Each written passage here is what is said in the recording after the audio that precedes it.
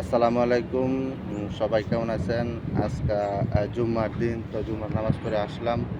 তো পড়ে আসার পরে মোবাইল হাতে নেওয়ার পর একটা নিউজ হাতের মধ্যে আসলো। তো নিউজ হলো মানিকগঞ্জে নিখোঁজ শিশুর মরদেহ উদ্ধার, গণধোলায় নিহত ২। নিউজটা প্রচার করছে আরটিভি।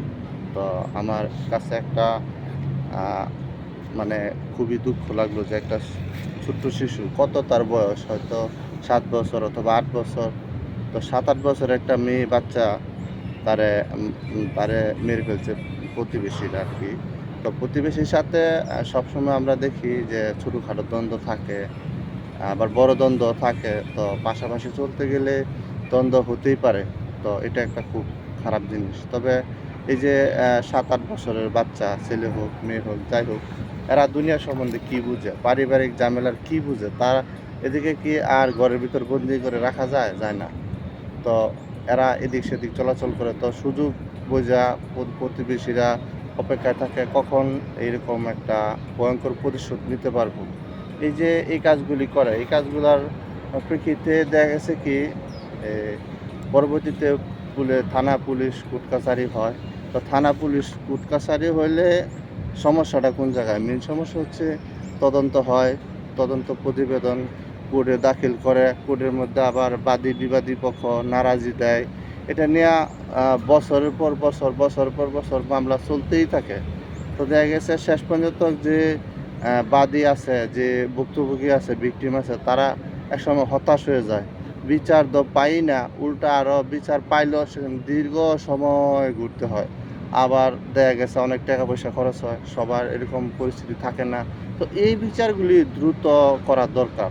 আমি অতীতেও দেখছি বিভিন্ন জায়গাতে এই ছোট, ছোট বাচ্চারে ধইরা মাইরা বস্তাবন্দি করে নদীতে ফালায় দেয়, অথবা পুকুরে ফালায় দেয়, ময়লা পুকুরে ফালায় দেয়। আর নয়তো দূরে নিয়ে বিক্রি করে লায়। নিখোঁজ, বছরের পর বছর নিখোঁজ।